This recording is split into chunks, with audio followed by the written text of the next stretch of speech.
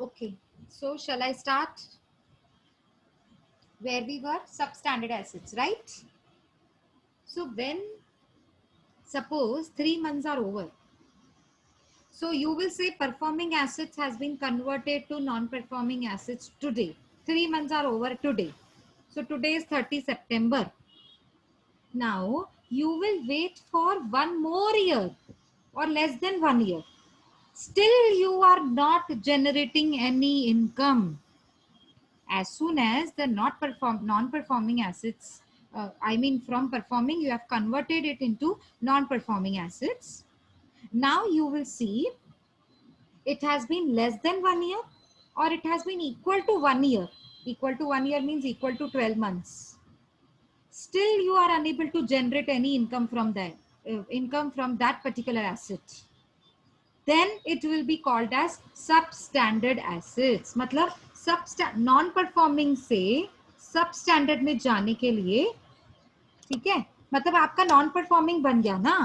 अब non performing less than 1 year होगा ना, या लेस देन 12 मंथ्स होगा, या 12 मंथ्स होंगे इक्वल्स टू 12 मंथ्स, तो उसे कहते हैं सबस्टैंडर्ड एसेट्स. क्या कहते हैं? Substandard assets.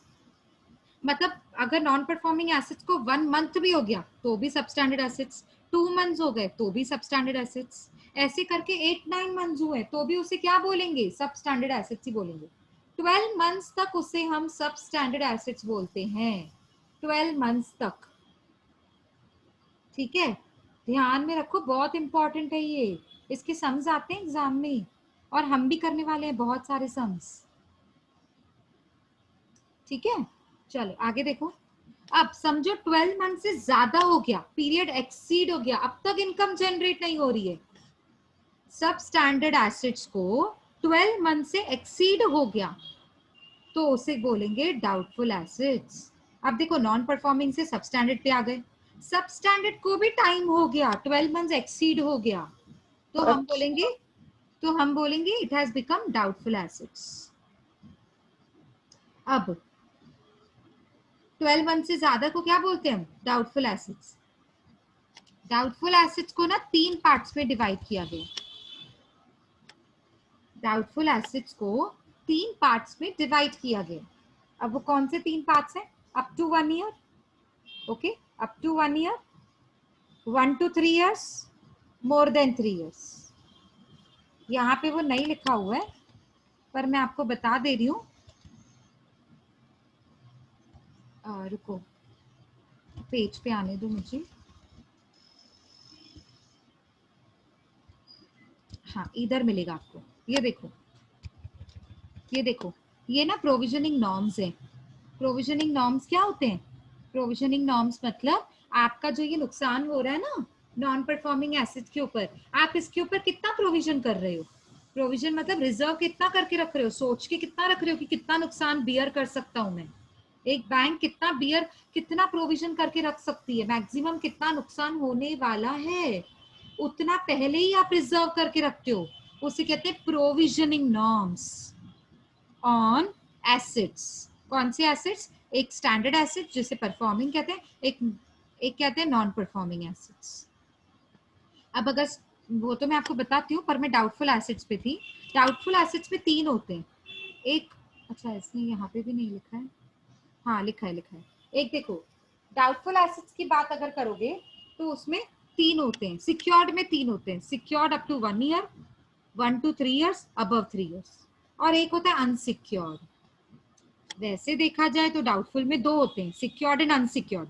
लेकिन सिक्योर्ड में फिर 3 होते हैं, up to 1 year, 1 to 3 years, above 3 years. मतलब डाउटफुल होके उसको 1 साल हो गया, अभी तक पैसा जनरेट नहीं हुआ. डाउटफुल होके 1 to 3 years तक पहुंच गया है, अभी तक अमाउंट जनरेट नहीं हुआ. देखो उसका रिजर्व बढ़ गया ना, मतलब लॉस बढ़ते जा रहा है. देखो 25% provisioning norm, 40% provisioning norm, 100% provisioning norm. ये मैं आपको समझाती हूँ, रुको. पहले आप ये समझ लो कि डाउटफुल एसेट्स में 3 पार्ट, सिक्योर्ड एंड अनसिक्योर्ड होता है. सिक्योर्ड में फिर 3 होते हैं, up to 1 year, 1 to 3 year, more than 3 years, और एक होता है अनसिक्योर्ड. अब आ जाओ लॉस एसेट्स पे.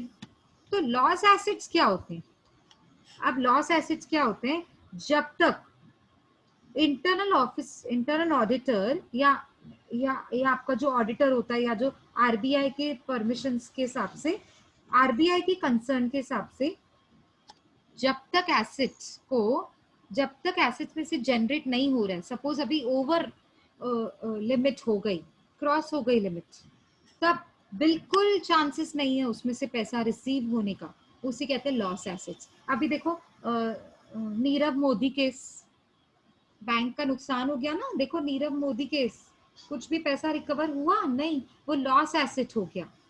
मतलब अब तो पता चल ही गया कि it is completely a loss. अब प्रोविजन क्या 100% लॉस हो गया ना, ये तो 40% क्या प्रोविजन करेंगे, ये तो 100% नुकसान हो गया, पता ही चल गया, ये तो भाग गया, है ना।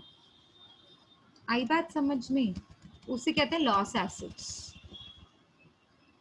अब देखो उसके प्रोविजनिंग नॉर्म्स क्या होते हैं, कितना मैं प्रोविजन करूं इसके लॉसेस के लिए, कितना मैं बियर कर सकती हूँ इसका नुकसान, और मैं अंदाजा लगा सकती हूँ कि इतना नुकसान होगा, उसे कहते हैं प्रोविजनिंग नॉर्म। प्रोविजन करके रखना। आप स्टैंडर्ड एसेट्स की बात करो, आप बोलोगे मैम ये तो स्टैंडर्ड एसेट्स हैं, इसमें से तो इनकम जनरेट हो रही है।